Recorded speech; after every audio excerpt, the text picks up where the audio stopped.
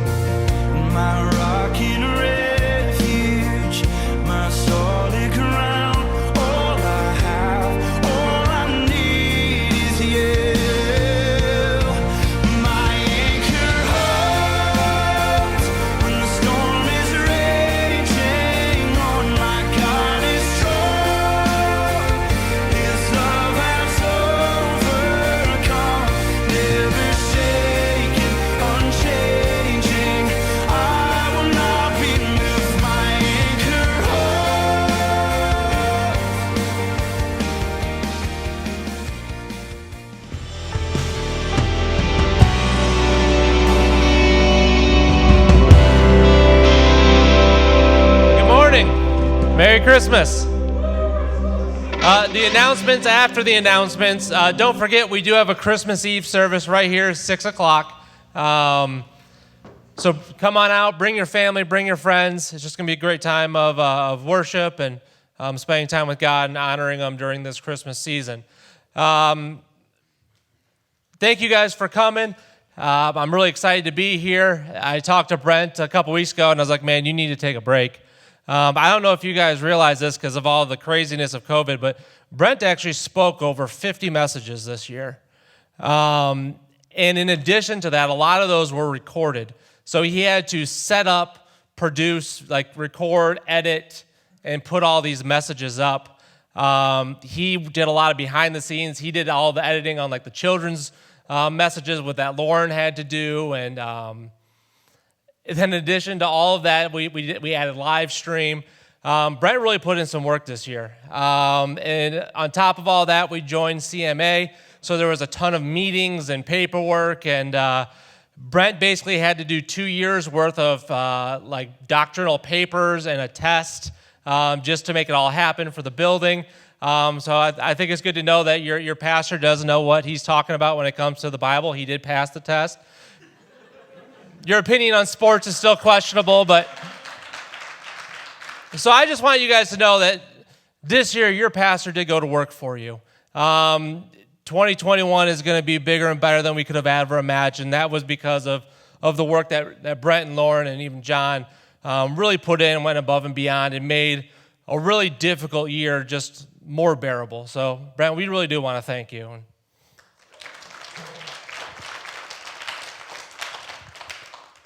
So for the message for Christmas today, Brent wanted me to speak on the three wise men. And I don't know if you guys have ever researched the wise men at all, but there's very little biblical reference to the wise men. Most of what we have in our Christmas stories, lore and stories and stuff, there's all of 12 verses in the entire Bible that talk about the wise men.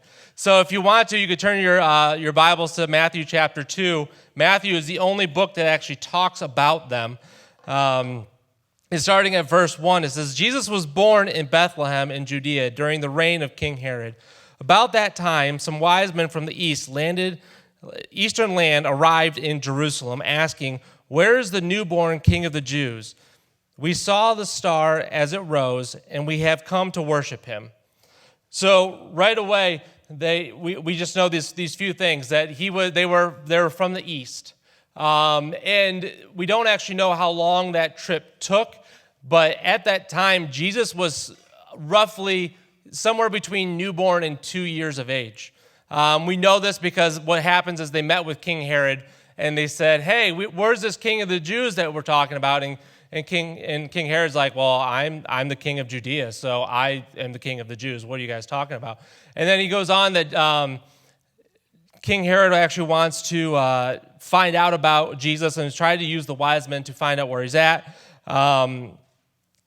He asked the wise men to come back and to essentially like snitch on Jesus and say, hey, tell me where he's at so I can go hunt this man down and kill him before he becomes a threat.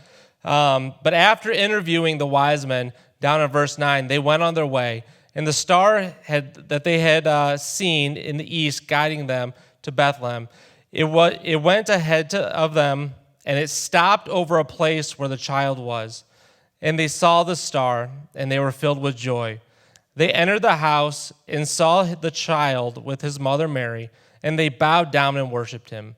They opened their treasure chest and gave him gifts of gold, frankincense, and myrrh. When it was time to leave, they returned to their own country by another route, for God had warned them in a dream not to return to Herod. And I really love this story of the wise men, because the reality of who they are, these were pagans. These were men from the east. They were wealthy men. They were scientists. They had studied the stars. They were interested in the movements of the stars and the planets, and they studied and charted them. But it actually became morphed. They went from astronomy, the study of the heavens, the study of the movement of the stars, and they actually moved over to astrology. And basically what they did is they corrupted their science and began to worship the thing that they were studying. They began to worship the stars. They began to worship the heavens, and they were looking for that answer, that response in their research and in their passion over this. And I love that God chose to include them in this story of the birth of their son, because it's a very easy thing throughout history. This is man's biggest struggle. Throughout all cultures, throughout all empires and civilizations all over the world, we've regularly become enamored by creation. We see its glory, we see its awesomeness, but time and time again, we stop short. Because all of creation is designed to point us towards the Creator. But what we do is we see this creation, we see what's going on, and we stop short, and we say, this is in front of me right here. Look how beautiful this animal is. This animal is so cool. I don't know how, look how magnificent it is. You know what we should do? Let's just start worshiping this. And the Egyptians did it. The Romans did it. If you want to go to Romans chapter 1, I'm not going to read it right now for the Christmas message, but the whole thing talks about that. Paul's laying out like, hey, you guys are missing it. You guys are being directed towards Christ, but then at the last second, you stop short and you start worshiping the thing in front of you. And creation is designed to point us towards Christ, and he put himself all in through creation. So to give you an idea, some examples that we see, the idea of marriage that God created at the very beginning. Marriage, he uses throughout the entire ministry, saying like, marriage is like the equivalent, I'm showing my love for the church, because it says in the Bible that Christ is the groom and the church is the bride, and it talks about how God pursues us and how Christ longs to see us, and he wants to be connected to us intimately, and he wants to have that love and connection and that bond to us. And we see that concept of marriage, and we're enamored by it, and we're like, there's something awesome here. There's something holy here. There's something divine here. But then we stop short, and we start just fixating on a relationship. We're saying, I can't be fulfilled until I have that relationship. I can't be fulfilled until I meet that special someone, and I find them, and I marry them, and I start my life, and that's when I'll be fulfilled. That's when I'll be whole. Or the idea of sowing and reaping. I love the idea of sowing and reaping because of why? It's where God shows his faithfulness. He says time and time again, if you sow a seed, you'll reap a harvest. It doesn't matter what you do. If you sow it over here, you sow it here. If you sow your energy, your times, your abilities, if you sow a plant, if you sow energy into a relationship, you will receive something in return. Because I am faithful. I have set up this system knowing that whatever you do, if you invest that time, I will be there and you will receive. And I love Psalms 19. I'm just going to read the first parts of it because the whole thing goes on. But it talks about the glory of God and how he reveals himself through creation. In verse 1, he says, "The heavens proclaim the glory of God. The skies display his craftsmanship. Day after day they continue to speak. Night after night they make him known. They speak without sound or word. Their voice is never heard, yet their message has gone throughout the earth, and their words to all the world. God has made a home in the heavens for the sun." Guys, I love that verse. I don't know if you guys, I love, for me personally, I live in the country, and living on a farm, it's got its own like drawbacks and perks, but every now and again we see this like sunset, this amazing sunset. And it's one of those sunsets where like my kids are running around and we're all doing our own thing and we're working out in the barn, and all of a sudden you just see the sky just light up. And the phones go down, the work stops, and you just see everybody kind of walk outside, and we just sit there and stare. And it's in those moments you just see that like the glory of God, like the painting in the sky, and it's amazing. I mean, this year with COVID, I've had the luxury of for work, I had to travel. And my kids were off school, so I threw them in the van with us, and we drove all over the place. We went and saw the Redwood Forest, and we saw like the Colorado River. We went up to Beartooth. We were all over, just saw nature everywhere. And it was just amazing, just time after time. You think you've seen it all. You think you've seen all that nature has to offer. Then you just step into this next place. You just make this next turn, and you just see the detail in a spot, in a place that just becomes so special that you can't help but have it point to the glory of God. But unfortunately, time and time again, like I said, that's human nature. We stop short. We see that amazingness. We see the craftsmanship of God, and we stop just short of it. A personal example of this in my own life, and back in high school, when I was about 17 years old, I was going into my senior year. I bought a lawn service where I started mowing grass. And you guys know me all good enough that I got a very obsessive personality. When I start fixating on something, like I can't think anything else of it. Like I have to do it. That's why I don't even like Brent like loses his mind. But I don't actually write a lot of notes for my message because I'm so obsessed with the message. Like I'm watching TV and I'm not even hearing what they're saying because I'm writing the message in my head and I'm reworking it. And even these notes I actually wrote down yesterday, but they don't even really make sense because I've been fixated on it for the last 24 hours and it's totally something different now. But I started mowing grass, and like all of a sudden, like this was it. Like I loved it. I'm in 100%. Like I'm making sweet money. I was a junior going into a senior that summer, and I'm like, this is sweet. This is my future. This is what I'm doing. I was obsessed. I was working like day and night around the clock. I'm like, this is awesome. And even like in high school, I had to take a creative writing class, and we had to write a paper. Woody and Natalie, were you guys in that class? Yeah. So we had to write this massive paper for like the whole semester, and we could pick whatever topic we wanted. And I'm like, I'm going to talk about grass. So for a whole semester, I wrote this massive paper about grass. Like right in the middle of the paper, I had a eulogy to my lawnmower for when I had to put it away for the winter. Made my teacher cry as she read it. It's like an obsession. I can't, whatever I'm doing, it's 100%. It's all or nothing, and nothing else matters at that time. But what happened is I was working, and around that same time, I started feeling this pull to ministry. And I started feeling this call, and I was getting more involved in church, and I was starting to feel this kind of deep need to go into the Word. But I'm an obsessive person, so I can't do both. And I'm like, God, no. Like I'm doing grass right now. I'm mowing grass. And I started bartering with God. I'm like, listen, I don't want to be a pastor because it's a lot of work and they don't make a lot of money. I don't want to do this. And I just kept feeling this pull, and I'm like, all right, God, deal. 35 years old, I'll be a pastor. Like, let me go make my money now. Let me go do my thing with the lawn care service. Let me live my life. And I'm like, 35 years old.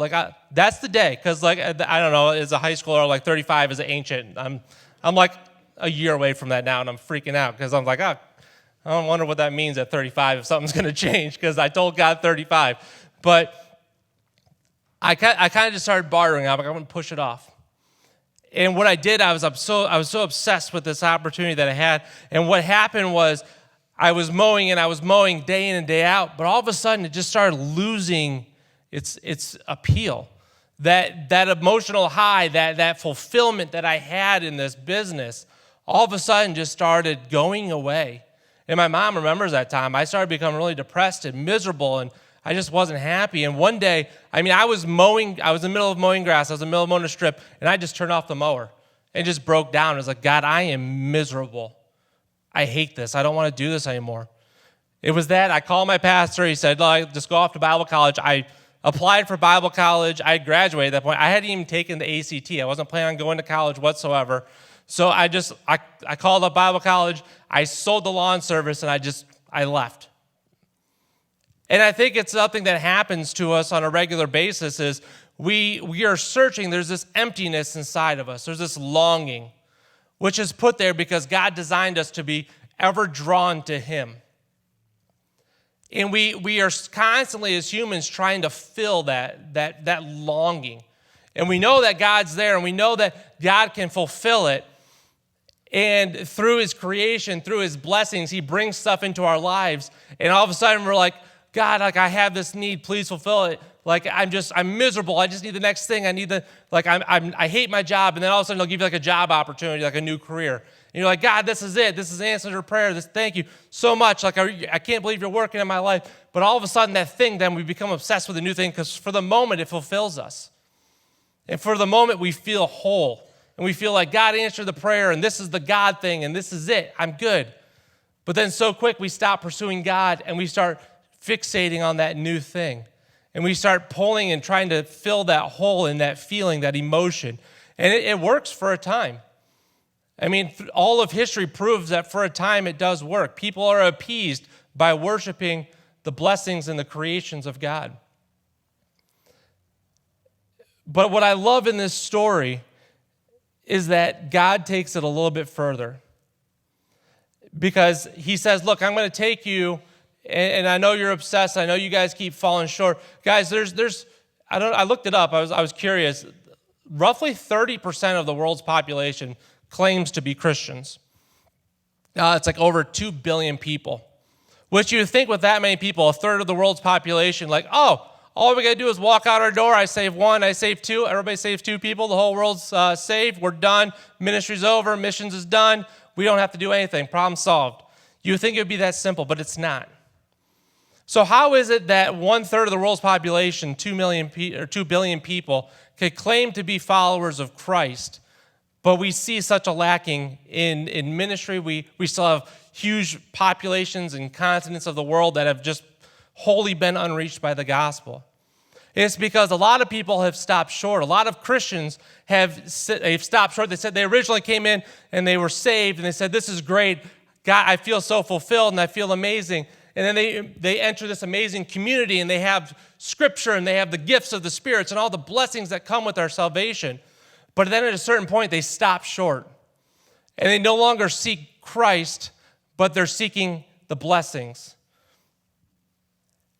I'm talking about pagans today, and a lot of us are sitting there like, oh, I'm not a pagan. I don't worship the stars. I'm not out worshiping a golden calf or anything like that. I don't understand how it's relevant to me today.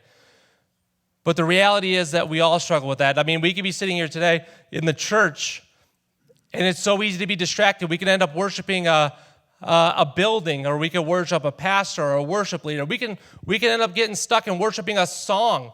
We could start worshiping worship. That worship becomes the thing that we feel fulfills us. Like, if the song doesn't hit right, then God didn't speak to me today. It's because we're worshiping the song. We're looking for the fulfillment out of that emotional need of the song. We can start worshiping prayer. That idea of when that prayer builds at the end of this sermon, if it hits just right, and I feel like the pastor went to 100%, he just went all out, that's when I feel God, and that's when I can take it home. And that's where it is. We could take it even further than that. We could start worshiping the gifts of the Spirit. God gives us these gifts to draw Him towards us, but a lot of times we get stuck on those gifts, and those become what we worship. And guys, time and time again, that's the problem of humanity. Whether you're in the church, whether you're out the church, whether you're the pagan or not, we all struggle with this on a daily basis.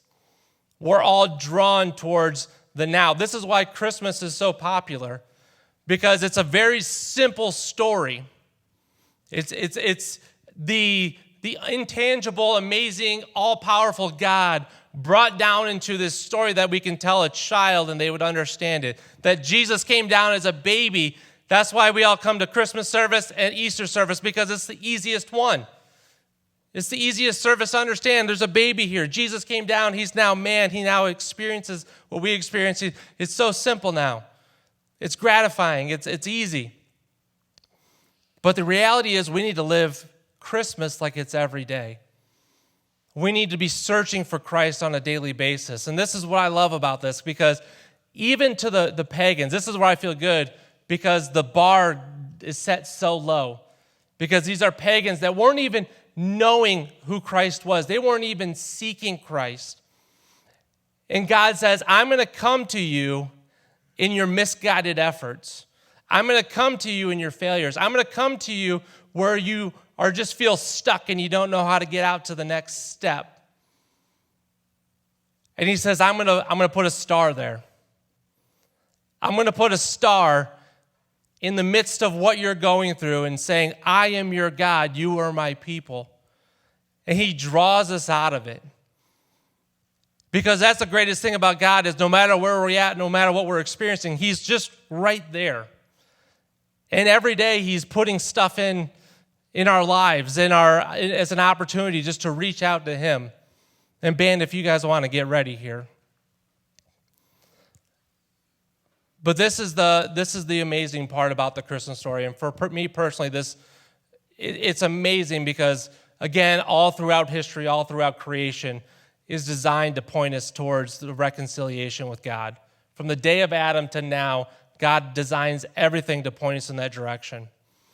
There's a salvation message right here in the Christmas story, because you have these men who were lost. You have these men that had no idea who Christ was. And God came to them in their despair. He came to them in their longing, in their need for fulfillment, and he guided them. Was it overnight? No, they traveled. They were longing for years, upwards of 2 years. They traveled, they searched, but they knew that what they were researching, what they were worshiping, was not cutting it. And they saw the star, and they traveled, and they traveled.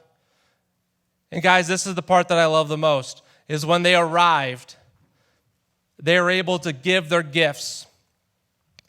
So all of a sudden, all of the stuff they've accrued, all of their knowledge, all of the lessons they've learned, all of their wealth, all of a sudden are laid at the feet of this baby, this feet of Jesus. And all of a sudden, all of the longing, all of the mistakes, all of the traveling, all of the gifts that they brought, all of these unknowns, because they're just walking out there trying to figure life out.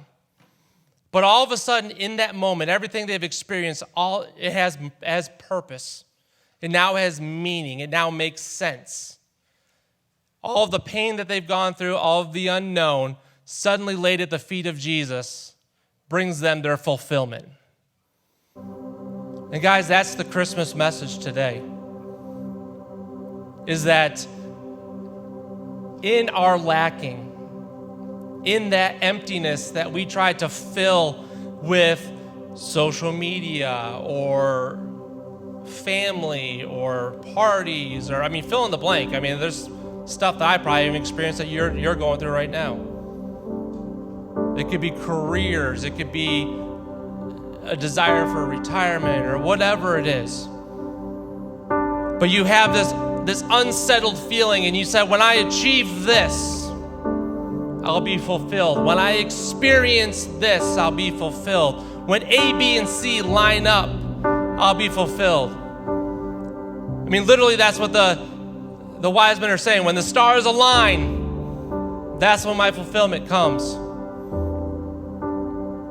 And when it doesn't happen, Jesus is saying, I'm right here.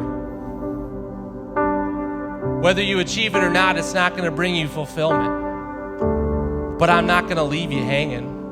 I'm not going to leave you alone. I'm not going to leave you empty. I'm not going to leave you longing. I'm going to come down from heaven as a baby, and I'm going to meet you where you're at. I'm going to meet you with what you're going through, and guess what? You're going to find peace. You're going to find fulfillment. There's going to be no lacking. There's going to be no discomfort. There's going to be no worrying because I've got it all. I'm the complete package that you need.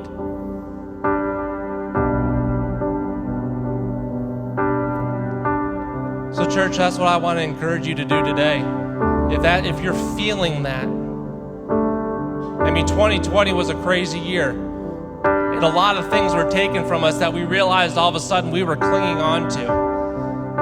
And we've all at one point or another felt this lacking and this need in our lives. And honestly, in hindsight, I think it's a blessing. Things that we thought we needed to survive all of a sudden weren't as relevant as we thought. Things that we thought made us comfortable. I think some of us there were worshiping just comfort and having everything easy for us.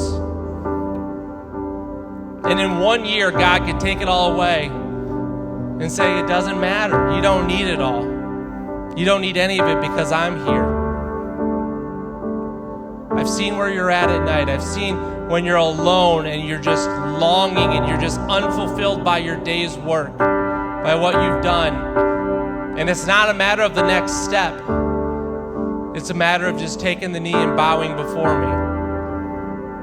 Giving me the gifts that you have, your experiences, your hurt, your pain, your longing. Put it at my feet. And you'll be fulfilled. Look for that star, guys. It's there. Jesus is there. Dear Heavenly Father, I just thank you for this day. God, I praise you for this season that we can come together and take time out of our busy schedule just specifically to remind ourselves that you're not just the reason for the season, you're the reason for everything. That all creation, all experiences, everything we have and that we do, it points to your glory. God, we thank you for being the one who wants to fulfill us, that wants to meet our every need. That you are the God of fill in the blank. Whatever we're lacking, you have. God, I pray as we end 2020 and as we go on to 2021, that this would just be a time of renewal. That this would be a time where the fluff, the extras in life fade away. And we get down to what's important. That we experience your love, that we experience your peace, and that we are fulfilled in you.